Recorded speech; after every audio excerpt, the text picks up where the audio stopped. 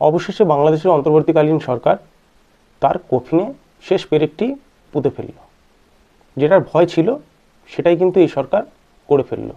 আজকে বৈকাল 4টের সময় ঢাকা বিমানবন্দর থেকে ইসকনের অধ্যক্ষ চিন্ময় কৃষ্ণদাস ব্রহ্মচারীকে সেখানকার ডিবি অর্থাৎ ডিটেকটিভ ব্রাঞ্চ বাংলাদেশ তাকে সিভিল ড্রেসে সেই বিমানবন্দর থেকে তুলে নিয়ে যায়, অর্থাৎ গ্রেপ্তার করে। আর যার ফলে বাংলাদেশে এই মুহূর্তে একটা অচলাবস্থা তৈরি হয়ে গেছে। ডিবির সামনে জনতার বিক্ষোভ উথলে পড়ছে। কেন হঠাৎ করে এই চিন্ময় কৃষ্ণদাস ব্রহ্মচারীকে ডিবি আটক করলো? হঠাৎ করেই বা কেন তারা এ ধরনের ঘটনা ঘটালো? আজকে সারাদিন বাংলাদেশ কিন্তু উত্তাল ছিল। বাংলাদেশের ডিএমআরসি কলেজ, যেখানে ছাত্ররা প্রচণ্ড পরিমাণে বিক্ষোভ করেছে। আমরা যেটা দেখেছিলাম গত 5ই আগস্ট গণভবনে যেভাবে লুটপাট হয়েছিল, ঠিক সেভাবেই কিন্তু লুটপাট দেখা গেছে আজকে এই কলেজের মধ্যে। মানে এরা ছাত্র না কি, সেটা কল্পনাতীত। বাংলাদেশ যেখানে ভেবেছিল যে তারা দ্বিতীয়বার স্বাধীনতা পেয়েছে, সেখানে 3 মাস পেরিয়ে যাওয়ার পরে যদি এইরকম ধরনের ঘটনা ঘটে, তাহলে সেটা সত্যিই এর কী যে তাৎপর্য হয় সেটাই মাথায় আসছে না। অর্থাৎ এরা কী করতে চাইছে? এখানে না কোনো প্রশাসন আছে, না কিছু আছে, মানে ল অ্যান্ড অর্ডারের একদম যাচ্ছে তাই করে দিয়েছে এরা। সত্যি কথা বলতে আজকে কলেজে যে ধরনের গুন্ডামি চলেছে, তার সাথে সাথে আমরা দেখেছি এই প্রথম আলো এবং ডেলি স্টার, এই দুটি সংবাদ মাধ্যমের যেসব অফিসগুলো রয়েছে, সেই অফিসের সামনে ওখানে গরু জবাই করা হয়েছে। মানে ভাবতে পারছেন কী ধরনের ঘটনা এখন বাংলাদেশের মধ্যে ঘটে চলেছে? অপরদিকে আবার দেখা গেছে যে বাংলাদেশের ঢাকা শহরে বাইরের থেকে মানুষ এসে ভিড় করছে। তাদেরকে নাকি কেউ বলেছে যে লক্ষাধিক টাকা দেওয়া হবে, অতএব তোমরা চলো এই ঢাকায়, যেখানে গিয়ে তোমাদেরকে লোন দেওয়া হবে। আর এর পরই সবথেকে বড় ঘটনা যেটা আসে, সেটা হচ্ছে এই ইউনূস গভর্নমেন্টের সব থেকে ন্যক্কারজনক ঘটনা, যেটা নিয়ে বাংলাদেশ কিন্তু তোলপাড়।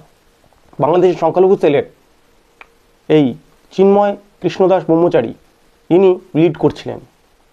তার 8 দফা দাবি নিয়ে সংখ্যালঘুদের তিনি সোচ্চার হয়েছিলেন। আর এনাকে কেস দেওয়া হয়েছিল চট্টগ্রামে থাকাকালীন যে ইনি নাকি জাতীয় পতাকার অবমাননা করেছেন। কি ঘটেছিল সেখানে?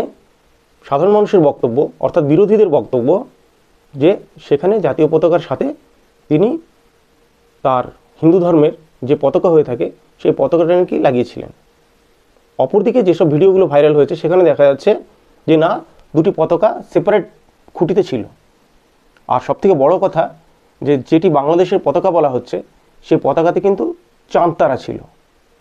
আর এইটা নিয়েই সবথেকে বড় ইস্যু। যদি বাংলাদেশের পতাকায় চাঁদ তারা থাকে, তাহলে কিন্তু সেটা বাংলাদেশের পতাকা নয়। বাংলাদেশের পতাকা হচ্ছে লাল এবং সবুজে। ফলে গিয়ে বড় যে কনস্পিরেসি হয়েছে সেটা কিন্তু একটা সাধারণ মানুষও জানবে। আর এই কেসটি করেছিল ফিরোজ খান নামে এক ব্যক্তি, যাকে পরবর্তী ক্ষেত্রে দেখা গেছে যে তার যে পার্টি ছিল সে পার্টি তাকে বহিষ্কার করেছে। তাহলে এত কিছু যখন হয়েছে যে তাকে বহিষ্কার করে দেওয়া হলো, তারপরে গিয়ে সেই মামলার ভিত্তিতে কিভাবে এই চিন্ময় কৃষ্ণদাস ব্রহ্মচারীকে বাংলাদেশের এই ডিটেকটিভ ব্রাঞ্চ তারা কিভাবে গ্রেপ্তার করলো? আর হঠাৎ করেই বা আজকে কেন করলো? কারণ আমরা কয়েকদিন আগেই এনার রংপুরে একটা সভা ছিল, যে সভার পরেই তারা ঠিক করে নিয়েছিল যে এই ব্যক্তিকে আর বেশি দিন বাইরে রাখা যাবে না। তাই সেহেতু সেখানকার ইন্টেলিজেন্স তারা ঠিক করে যে এনাকে আটক করতে হবে। কিন্তু তারা ভুলে গেছিল যে এই আটকের ফলে কত বড় একটা ঘটনা ঘটে যেতে পারে বাংলাদেশে। বাংলাদেশে এখন ইউনূস সরকারের এমন একটা হাল হয়েছে যেখানে ছাত্ররা ছাত্রদেরকে মানছে না, সমন্বয়কেরা বাকি যারা বৈষম্য বিরোধী আন্দোলনে সোচ্চার হয়েছিল তারা তাদেরকে মানছে না। সাধারণ ব্যাপার, মানবে না। কারণ এখানে কি, এখানে একটা স্ট্যাটাসের ব্যাপার থাকে। যারা এই আন্দোলনে সামিল হয়েছিল তাদের মধ্যে হাতে কোনো কয়েকজন হচ্ছে কি সমন্বয়কারী, বাকিরা কিন্তু ফেলা গিয়েছে। ফলে কি বুঝতেই পারছেন তাদের ক্ষোভ থাকবেই। আর দ্বিতীয়ত যে ঘটনাটা ঘটেছে এই প্রথম আলো এবং ডেলি স্টারের সামনে, সেখানে সেই ঘটনাটা তৈরি করেছেন পিনাকি ভট্টাচার্য। তিনি বলেছিলেন যে ওইখানে এই একটা ঘটনা ঘটাতে হবে, মানে ওখানে রান্নাবান্না করা হবে এবং সেখানে খাওয়া হবে। আর এই নিয়ে কিন্তু একটা বড়সড় ঘটনা ঘটে চলেছে বাংলাদেশের মধ্যে। আর আদতে কী যে হবে সেটা কিন্তু কেউ জানে না। তার থেকে বড় ব্যাপার, বাংলাদেশের একটা বড়সড় ডেভেলপমেন্টের অপেক্ষায় রয়েছে বাংলাদেশ। খুব তাড়াতাড়ি দেখতে পাবেন এমন কিছু পরিবর্তন হবে সেখানে, যেটার জন্য বাংলাদেশে আপামর জনগণ ওয়েট করছে। আর এটা হওয়া কিন্তু বাধ্য, কারণ যা সিচুয়েশন তৈরি হয়ে গেছে বাংলাদেশে এই চিন্ময় কৃষ্ণদাস ব্রহ্মচারীকে নিয়ে, আর সবথেকে বড় ব্যাপার ছাত্রদের মধ্যে নিজেদের যে ঝামেলা তৈরি হয়ে গেছে, তার ফলে গিয়ে কিন্তু মানে আপনারা নিজেরাই দেখতে পাবেন যে কী হবে।